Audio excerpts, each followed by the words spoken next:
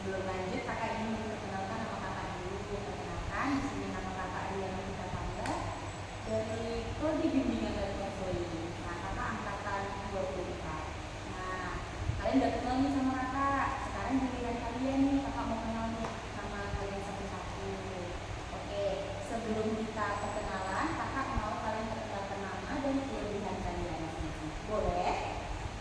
Boleh. Dari sebelah kanan boleh?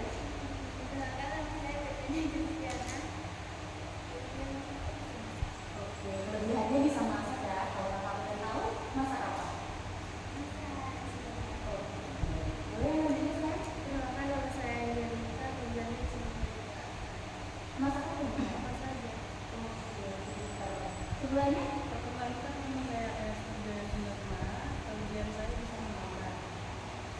Oke, bagus ya. Terus yang sebelahnya? Kenalkan nama saya Jessica Wantari.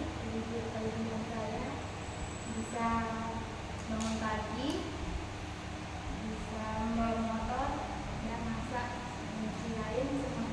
Wow, pintar sekali ya. Terus yang sebelahnya saya? Kenalkan nama saya Jessica Wantari. Kelebihan saya bisa memasak. Oke, terus yang sebelahnya? Kenalkan nama saya Jessica Wantari. Kelebihan saya bisa memasak. Oke, memasak juga ya. Terus kalau Muat? Oke. Jadi kita sudah saling perkenalan ya. Udah kenal kan sama semuanya kan? Oke. Nah, sebelum kita masuk ke dalam materi kita pada pagi hari ini, kakak mau tahu nih yang kalian syukuri pada satu hari ini apa? 3 aja, kakak minta 3 yang kalian syukuri pada hari ini. Boleh nih dari sini dulu, dari kakak dulu ya. Oke, bisa bangun pagi, dapat nilai bagus, bisa makan. Oke, itu yang disyukuri pada hari ini ya. Terus kalau teman saya?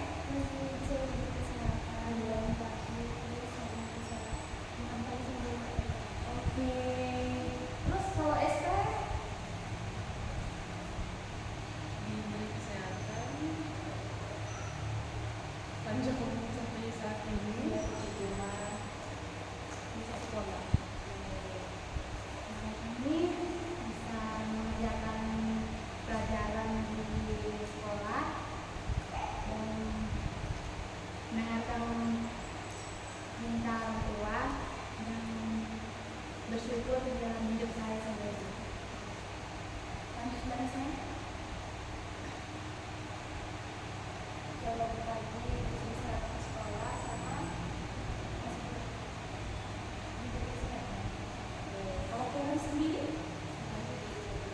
Iya, dikasih jajan itu yang penting ya di sekolah ya. Nggak lupa ya tulis siapa ya. Kalau Muan sendiri? Oke,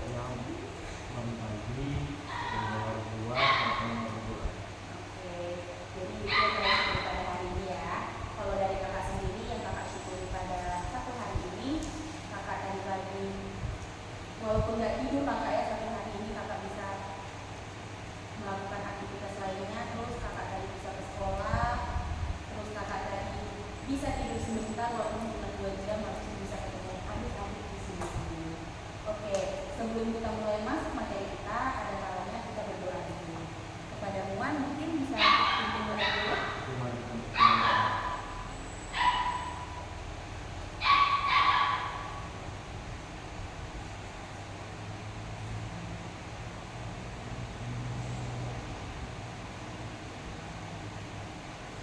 Amin. Nah, jadi di sini kan tadi kakak sudah bilang kita akan melakukan sesi bimbingan kelompok. Nah, teman-teman pasti sudah tahu nggak apa itu arti bimbingan kelompok? Ada yang tahu nggak? Nggak ada yang tahu ya. Nah, jadi sesi bimbingan kelompok itu adalah bimbingan yang dilakukan secara ramai-ramai atau 8 orang sampai 10 orang untuk melakukan sesi bimbingan kelompok ya, dengan bimbingannya. Terus tujuan umum dari bimbingan kelompok itu untuk membantu anggota kelompok supaya dia bisa memahami diri sendiri, mengembangkan potensi, mengatasi masalah, serta meningkatkan kemampuan berinteraksi sosial melalui kegiatan kelompok yang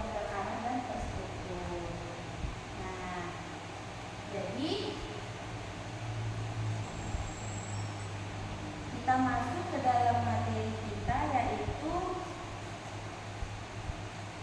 materi bully. Nah, sebelum kita jauh nih bahas bully, kakak mau nanya, di sini ada yang pernah kena bully nggak? Atau dia sendiri yang bully temannya?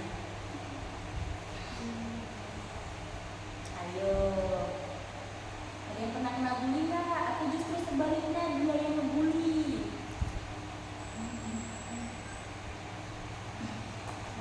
Nah, boleh. Dibilang sama kami pesek, terus dibilang kayak gitu. Terus yang kamu lakukan setelah dikatakan seperti itu apa? Kami mendiamkan saja, tidak menjelaskannya dalam mendiamkan saja. Bagus ya, dan membawakan saja di dalam doa itu ya. Lanjut, ada yang mau berbagi lagi nggak tentang kena bully?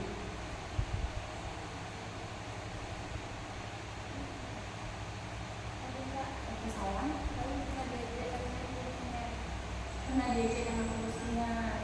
Terus respon Ani tuh gimana setelah dikatakan kayak gitu? kalau dia Dibiarin aja. Terus setelah dibiarin ada pulang lagi nggak mau kayak gitu? Enggak. Dia secara kasar kah atau pakai perbuatan apa? Pakai tangan kah atau dari ucapan kah? Oke, ada yang mau berbagi lagi?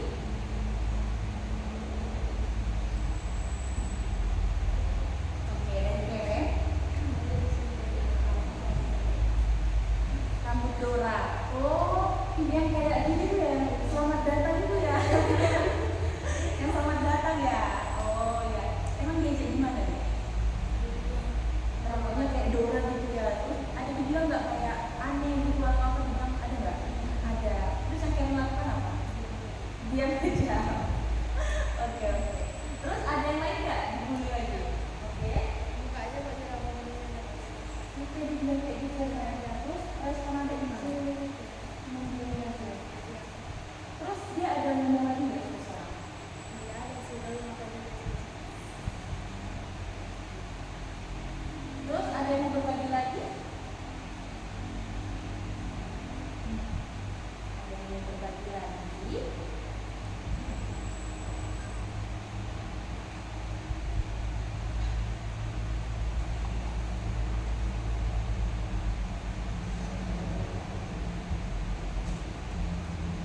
Ada?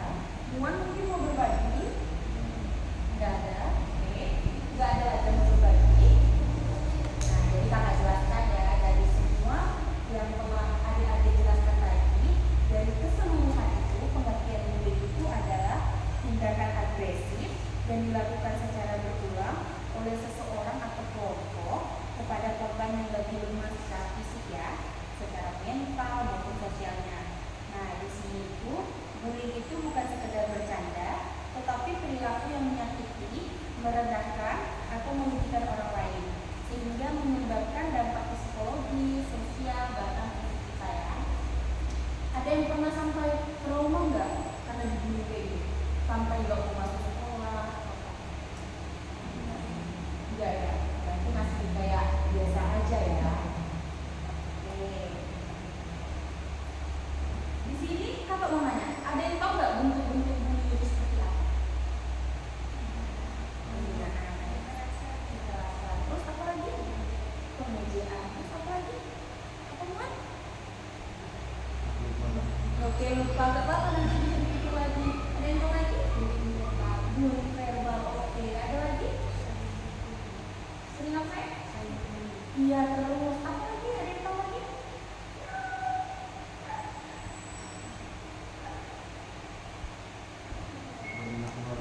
Iya, merendahkan orang itu termasuk bully. Ada lagi nggak? Yang kalian tahu aja. Bullying sosial. Iya, bullying sosial. Terus kalau tentang mentalnya itu apa namanya? Iya, bullying fisik. Nah, ada lagi nggak? Yang kalian tahu bullying itu apa? Nggak ada yang tahu lagi? Oke. Jadi yang pertama tadi kakak bilang ada bullying fisik ya. Nah, bullying fisik itu dia tuh yang melibatkan kontak fisik kita yang menyebabkan luka seperti memukul. Kalian pernah dipukul nggak? Nah,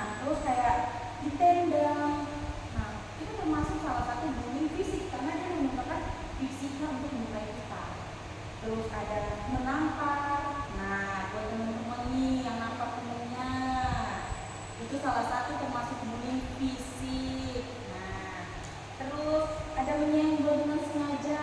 Kadang kita jalan kan kita disenggol, nah itu sudah termasuk ke dalam bullying fisik. Terus ada mendorong atau menjatuhkan atau merusak barang milik si korban. Nah ini yang paling sering nih. Kadang kita di kelas kan kita ambil barangnya atau tiketnya atau penanya kita rusakkan, itu sudah termasuk dalam bullying fisik. Oke, itu tadi bullying fisik. Yang kedua itu ada bullying psikologis atau emosional. Nah, di mana bullying ini dia menyerang harga diri kita dan rasa percaya diri dari si korban. Nah, mungkin ini dia mengucilkan dari kelompok. Nah, kakak mau nanya, di sini kalian pernah nggak sama seperti yang kakak bilang tadi? Bullying psikologis. Kayak kalian bikin kelompok, tapi kalian kayak minder gitu ya sama itu. Kayak aku nggak pantas sama dia, kayak aku nggak cocok masuk kelompok dia, mereka pintar, aku nggak pintar, jadi aku nggak cocok masuk ke kelompok mereka. Kalian pernah nggak merasa kayak gitu? Pernah. Yang kalian rasakan pada saat itu gimana? Apa yang kalian pikirkan? Merasa dijauhi, kayak merasa nggak dianggap kan, kayak nggak penting di dalam kelompok itu kan. Mereka mikir kayak kita nggak bakalan ikut berpartisipasi di dalam kelompok makanya karena anggap diri kita tidak berguna masuk kelompok itu ya. Nah itu termasuk ke dalam bullying sosial. Nah tadi ada yang nyebut cyberbullying nggak? Cyberbullying. Nah yang apa? Esther ya tadi. Nah ini tuh dilakukan melalui media sosial kita, mengunggah foto atau video kita tanpa izin. Nah, kakak mau tanya nih, ada nggak pernah teman-teman kalian yang kayak gitu? Mengunggah foto atau video kita tanpa izin, langsung ambil aja gitu. Ada nggak? Ada. Nah, itu salah satu termasuk cyberbullying karena dia ngambil foto atau video kita tanpa izin kita. Itu bisa dilapor karena dia tanpa ada izin. Nah, itu termasuk dalam bullying, cyberbullying. Itu tuh bisa menyebabkan aib dan fitnah. Coba nih, kakak ngambil foto Esther tanpa ada izin dia, terus kakak posting kemana-mana. Marah nggak? Marah kan? Karena tanpa ada izin dari Esther sendiri. Coba tadi kakak minta, Esther kakak minta foto ke videonya ya kan kakak izin terus kakak posting. Marah nggak? Nggak, karena kakak udah minta izin kan? Nah, itu dia. Terus kita masuk ke dalam dampak bullying. Nah, ada yang tahu nggak kalau kita kena bullying itu dampaknya apa? Tidak percaya diri, oke. Depresi, depresi oke. Merasa takut oke. Trauma oke. Putus asa oke. Ada menurunnya prestasi, iya betul itu termasuk. Ada lagi? Iya betul, mengakhiri diri dari dalam lingkungan. Ada lagi? Iya, jadi introvert. Salah satunya kita jadi introvert, takut, cemas. Nah, dampak bullying itu yang pertama itu dampak pada korban. Yang pertama ada dampak psikologis yang tadi. Ya, itu kita kayak cemas, takut ke sekolah. Ada nggak yang pernah takut ke sekolah gara-gara kita kena bullying? Pernah? Nggak pernah. Bon nggak pernah. Terus teman-teman di sini ada nggak yang pernah takut ke sekolah gara-gara kena bullying? Nggak pernah ya. Terus dia trauma, ada tadi yang dari trauma kan, terus dia mimpi buruk. Nah, mimpi buruk ini bahaya. Dia merasa dihantui kan kayak, aduh aku salah apa ini sampai aku dihantui sama mimpi aku gitu kan. Terus dia menarik diri dari lingkungan lagi, depresi, terus kita hilang motivasi. Nah, masuk ke dalam dampak emosional. Di sini kita merasa kalau kita itu nggak berharga lagi. Kita takut gitu. Terus kita hilang kepercayaan diri kita, nggak percaya sama diri sendiri apalagi dengan orang lain. Terus merasa sendirian dan nggak punya teman, kayak orang itu nggak mau temenan sama aku, kita udah nggak ada kepercayaan diri lagi. Kayak dia itu nggak mau temenan sama aku sendiri, kita udah hilang kepercayaan seperti itu. Lanjut kepada dampak akademik. Nah, dampak akademik ini ada yang tahu nggak? Contohnya apa? Iya apa?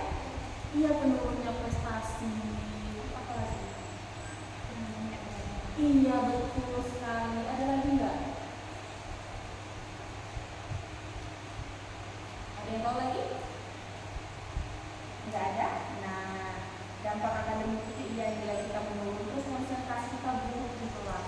Pikiran kan kita kacau di kelas, ibu guru menjelaskan A kita udah nyampe di Z. Sama kayak kalau ibu guru menjelaskan di Sungai Duren kita udah nyampe di Mendalu. Nah itulah salah satu contoh pada fokus, pada fokus. Nah itu bisa bikin nilai kita jadi turun kan. Nah, terus bolos karena takut bertemu dengan pelaku. Siapa yang pernah bolos? Muan sendiri pernah bolos? Nah, kalau kakak boleh tahu kenapa aku bolos? Oke. Tapi sekarang nggak bolos lagi kan? Masih bolos ya. Oke. Bisa diubah besok ya, jangan bolos lagi ya. Nah, teman-teman yang cewek ini pernah nggak bolos? Nggak pernah. Puji Tuhan yang nggak pernah bolos ya, pertahankan. Terus masuk ke dampak fisik. Nah, ke dampak fisik ini ada yang tahu nggak? Fisik itu apa sih? Tubuh kita sendiri ya. Kalau dampak fisik itu yang kena apa? Iya, luka, betul. Apa lagi? Memar. Apa lagi coba? Apa? Lecet, iya lecet tangan kita, betul. Apa lagi? Balu, iya balu. Apa lagi? Biru, oke, biru masuk, oke, biru masuk, karena kita kena luka biru ya, oke masuk. Ada lagi? Ada lagi? Terus mungkin kita sakit kepala ya, kan luka fisik jadi kalau kena kepala kita, terus sakit perut, sakit semuanya kalau kita ya, terus apalagi ada penyakit mah, lambung itu bisa membuat pikiran kita kacau, ya betul. Terus kelelahan mental dan fisik. Nah, lanjut kepada dampak pada pelaku. Nah, menjadi terbiasa menggunakan kekerasan, terus sering melanggar aturan, berpotensi melakukan kejahatan di masa depan, sulit menjalani hubungan sosial yang sehat. Itu kalau yang ngebully ya. Nah, buat orang yang suka ngebully, ayolah kita bertobat sekarang ya. Terus masuk kepada dampak pada sanksi. Pertama itu tahu nggak apa yang dampaknya? Dampak pada sanksi yang membuli tadi. Bakalan kena apa dia?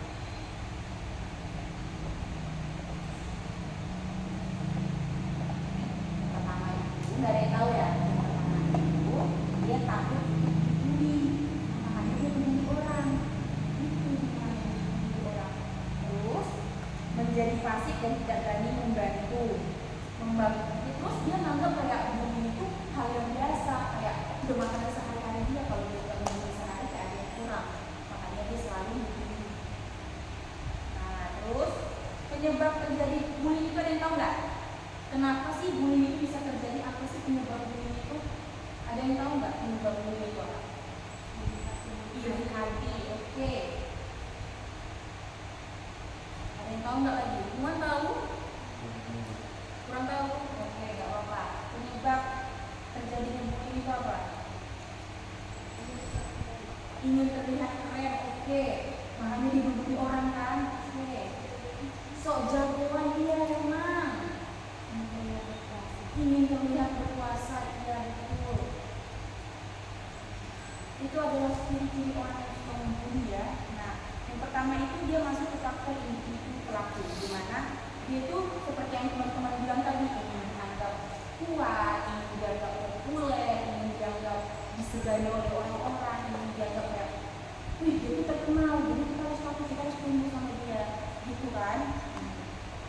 Terus rendahnya empati dia, kemudian terus kenapa dia pernah ngebully orang? Karena sebelumnya dia pernah dibully. Jadi dia ingin membalaskan dendamnya, makanya dia bully orang lain. Nah, itu penyebab bully. Iya, itu makanya disebabkan.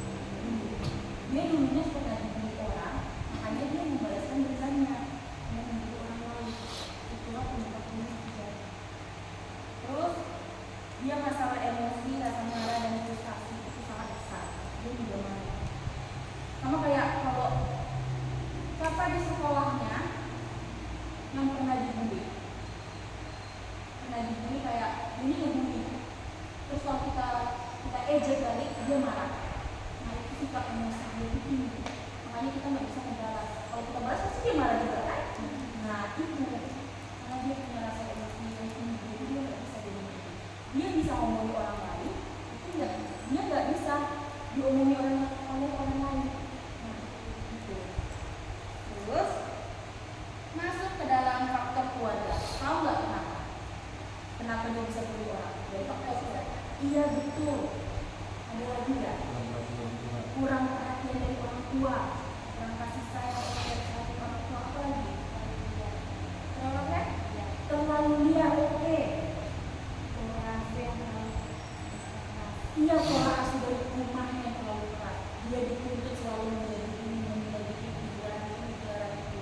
Nah, kalian kalau di rumah dituntut apa? Ada nggak dituntut kayak kamu harus juara 1, kamu harus masuk ini besok, kamu harus masuk ini. Ada nggak itu? Enggak. Pasti dituntutnya kayak sesuai kemampuan kita kan. Nah, supaya nggak merusak mental kita juga kan, kayak coba kakak suruh kayak udah Ani harus masuk apa besok UI Indonesia, Universitas Indonesia, nggak boleh dekat sini, harus bisa dapat juara 1 besok ini. Pusing nggak nanti kalau gitu? Pusing, merasa terbebani kan, ada beban yang harus diselesaikan gitu kan, kayak aduh orang tua aku harus melakukan ini. Pasti merasa terbebani kan. Nah itu salah satu. Terus kurang perhatian dari orang tua udah. Terus terbiasa melihat kekerasan di rumah. Nah itu yang bisa membuat dia menjadi orang tua. Karena dia di rumah, mohon maaf ya kakak, bukan apa, kayak di rumah dia sering melihat orang tuanya bertengkar, keluarganya bertengkar. Itu bisa merusakkan mentalnya. Coba kalau kalian lihat orang tua kalian bertengkar di rumah, pusing nggak? Pusing nggak kayak orang tua aku bertengkar sih? Terus pasti kayak ada asumsi kalian berpikir kayak orang tua teman aku nggak kayak gitu, terus orang tua teman aku baik-baik aja, ramah-ramah yang pasti nggak kayak gitu. Pasti mikir gitu kan kalau orang tua bertengkar kan? Nah, itu salah satu penyebabnya. Terus orang tua terlalu memanjakan sehingga anak merasa bebas melakukan apa aja. Nah ini orang tuanya nggak terlalu kayak keras sama anaknya. Anaknya mau keluar malam silakan, anaknya mau makan narkoba silakan, anaknya mau pulang malam silakan, anaknya mau pacaran silakan, anaknya mau masuk sekolah silakan, anaknya mau bolos silakan, terserah. Selalu dimanjakan, kayak gitu lah.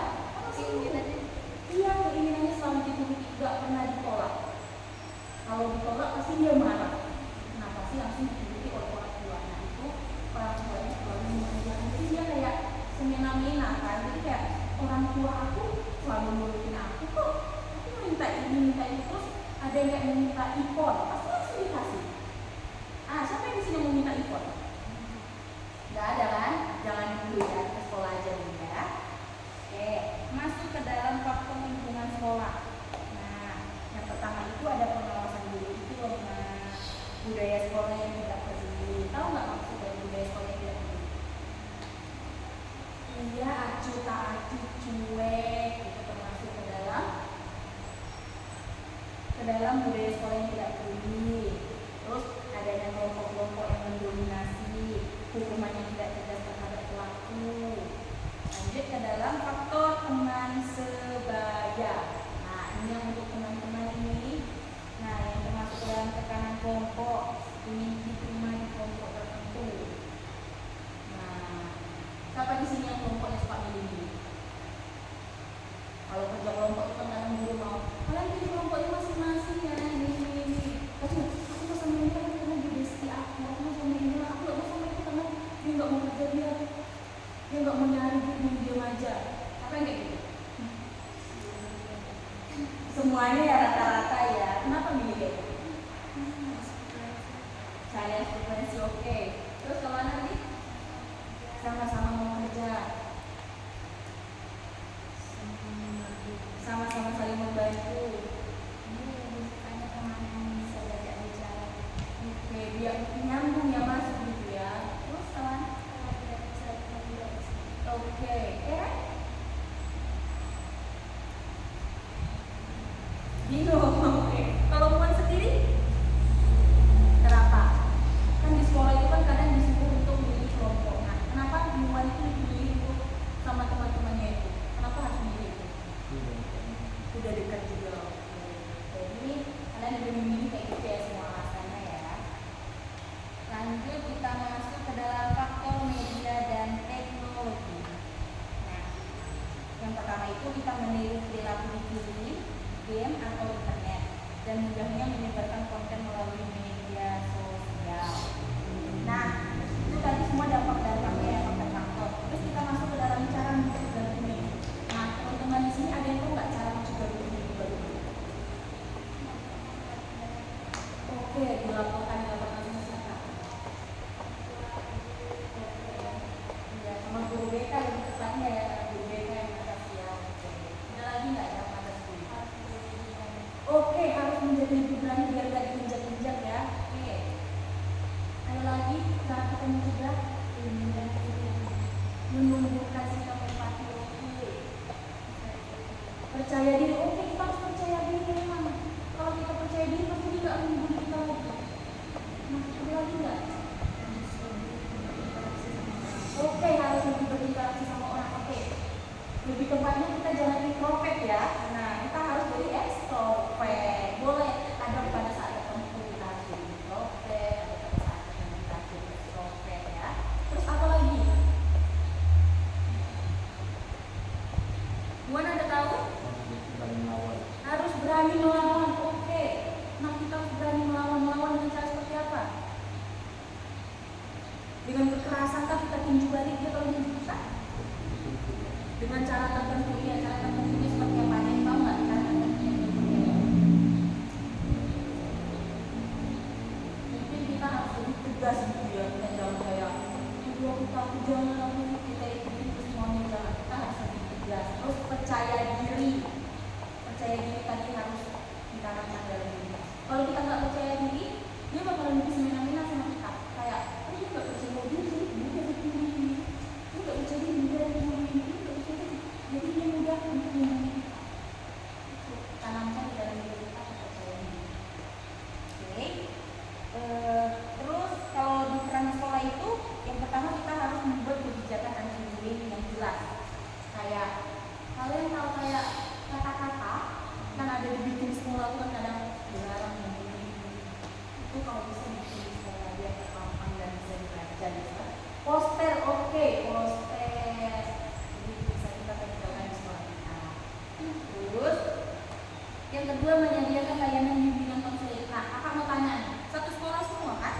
Nah, pernah nggak konsul ke guru BK? Jarang, ada yang pernah, ada yang jarang. Nah, kakak mau tanya, yang pernah konsul apa tuh? Tentang apa?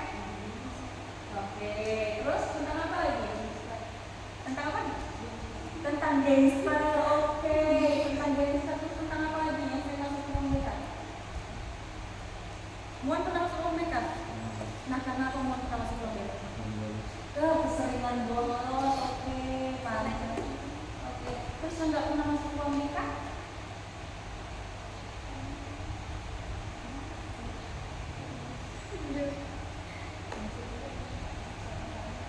Masalahnya berarti anak baik-baik ya. Nah, kakak mau nanya, anggapan kalian kalau masuk ruang BK itu apa? Panik, takut. Terus apa lagi? Takut dipanggil orang tua, oke. Nanti kena marah, oke. Iya, oke. Terus apa lagi? Itu anggapan kalian kalau masuk ruang BK ya. Oke, iya, itu betul sekali tuh. Kakak juga zaman SMA kayak gitu. Kakak takut masuk ruang BK. Terus apa lagi?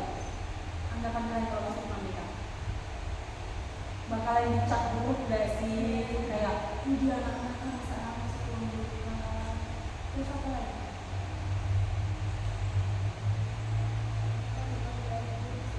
Takut apa? Oh, takut nama baiknya rusak ya gara-gara masuk ruang BK ya. Oke, jadi sebenarnya orang yang masuk ruang BK itu bukan orang yang bermasalah. Pasti kalian anggapnya orang yang masuk ruang BK itu orang yang bermasalah ya kayak dia banyak masalah sama dia nakal masuk ruang BK itu salah. Itu semua.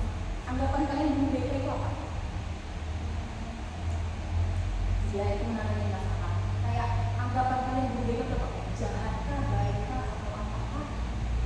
Anggapan anak guru BK itu baik. Anggapan teman-teman yang lain guru BK itu apa? Asik. Oke, guru BK itu asik.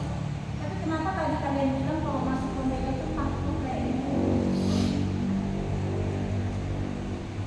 Takut dimarahin. Tergantung gurunya. Oke, berarti kalau gurunya asik mau gitu main masuk gitu. Kalau gurunya jahat atau apa berarti nggak mau masuk gitu ya, takut gitu ya.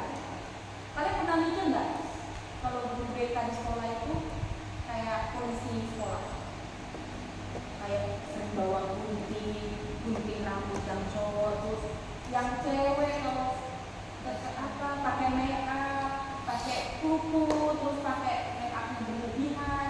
Terus di sekolah kalian ada peraturan pakai sepatu nggak? Harus hitam putih.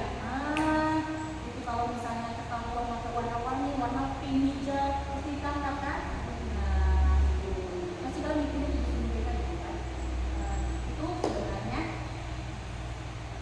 enggak. Terus guru BK itu sebenarnya guru BK itu kayak kalian menganggap tadi kayak orang-orang yang bermasalah aja yang masuk kan sebenarnya kalau kalian mau konsultasi, mau cerita itu bisa dengan dia. Enggak semua orang yang bermasalah kok. Orang yang bermasalah pasti juga masuk ke guru BK kok. Iya enggak? Nah, pasti nanya-nanya dengan guru BK kan? Konsul-konsul dengan guru BK. Sama nih yang kayak udah kelas 3 SMP kan? Nah, kelas 3 SMP ini pasti masuk ke ruang BK kayak tanya-tanya, Bu, aku kan udah kelas 3 SMP ini, Bu, aku mau masuk SMA ini, SMA ini, SMA ini. Jadi kan konsul-konsul dengan guru BK kan tanya-tanya, ini gimana menurut Ibu? Apa aku harus ini? Apa yang harus aku persiapkan? Pasti nanya-nanya dengan guru BK kan, cari pencerahan dulu sebelum kita masuk ke situ kan? Nah, itu salah satu. Jadi jangan mengatakan guru BK itu polisi sekolah. Enggak, guru BK itu baik. Namanya kayak Esther bilang tadi ya, mau masuk guru BK kalau gurunya asik. Nah, itu enggak, sebenarnya guru BK itu semuanya baik. Oke. Nah, kita masuk ke dalam peran guru BK. Nah, ada yang tahu nggak peran guru BK di sekolah? Semua yang dari dapat kasih itu, ada yang tahu nggak peran guru BK? Menjaga tertib sekolah. Oke.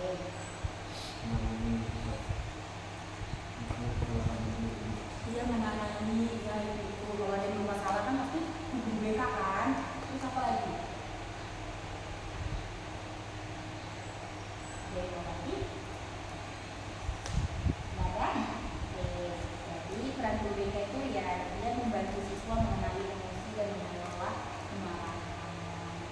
Terus melakukan konseling individu. Nah, ada yang udah pernah konsul nggak ke guru BK? Kenapa? Udah pernah? Nah, konsul karena apa? Karena oke, karena diberikan kelas 7 ya. Terus tanggapan Esther ke guru BK-nya gimana? Responnya guru BK itu gimana? Pas Esther kayak konsul itu ceritanya.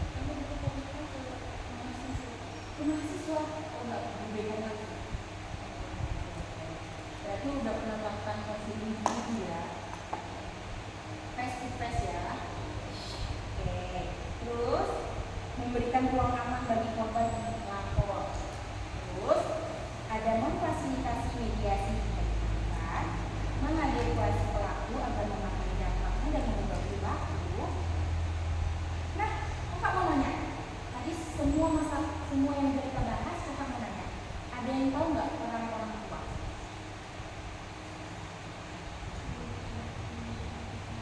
Apa ya? Udah menjadi anak sebagai diri baik. Ada yang tahu nggak peran orang tua?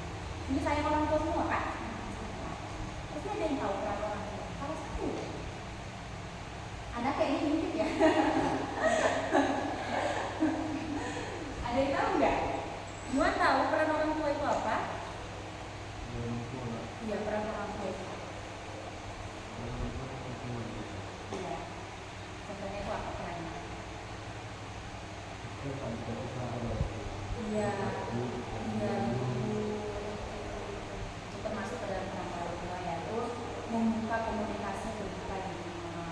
Sering kan ngomong-ngomong dengan orang tua kan kayak pulang sekolah, kadang malam pasti ada kayak cerita-cerita detail kan, detail dari orang tua kita. Jangan hanya dengan pacar kita aja ya. Lanjut, memberi contoh perilaku penuh empati. Pasti orang tua kayak sering beri contoh kan kayak kamu jangan kayak gini, kamu harus kayak gini, ini contoh yang baik, ini contoh yang baik. Pasti sering kan orang tua kayak gitu kan. Terus masuk ke dalam peran siswa. Nah, kalian ini kan siswanya. Peran kalian itu apa? Belajar, oke. Menaati peraturan, oke. Menghormati guru, oke. Kalau menghormati guru sudah pasti jelas menghormati orang tua, oke. Apa lagi? Meraih prestasi jelas. Terus apa lagi tugas kalian sebagai siswa? Menghargai perbedaan itu paling penting yang kita tidak boleh saling menghina. Toleransi sama seperti tadi menghargai, kita harus toleransi dengan yang berbeda agama, dengan yang berbeda ras, dengan yang berbeda suku. Kita harus saling toleransi. Jangan mentang-mentang ini Batak di Jawa bilang, Jawa, lu Batak. Itu sudah saling menghina ya, itu nggak boleh. Kita harus saling toleransi. Terus apa lagi? Kalau kalian di sekolah, peduli terhadap lingkungan, oke. Contohnya peduli terhadap lingkungan apa? Menjaga kebersihan. Siapa yang sering buang sampah sembarangan? Udah ditengok di situ tong sampah tapi katanya dibuang di tempat sembarangan. Siapa yang kayak gitu? Berubah ya. Terus peran siswa itu melapor kepada guru jika ada kejadian. Kalau ada yang jahat sama kalian, langsung lapor sama guru. Jangan kalian diam-diam. Oke? Terus tidak ikut-ikutan meskipun teman memaksa. Kalau teman kita ngajak bolos, jangan mau ikut. Bilang, ayo orang bolos sekali-sekali. Gak enak belajar dengan buku. Ente harus sih tidak enak. Ayo rokok, kece rokok kemarin. Ayo kita pakai rok pendek. Ayo kita semi rambut. Ayo kita pakai ini yang tebal-tebal. Ayo kita pakai lipstick merah yang mencolok. Jadi beda siku ada di abang-abang kaki. Nah, itu kita nggak usah ngikutin teman kita. Ikut-ikutan teman, nggak boleh. Nah, itu adalah seluruh materi tentang bullying.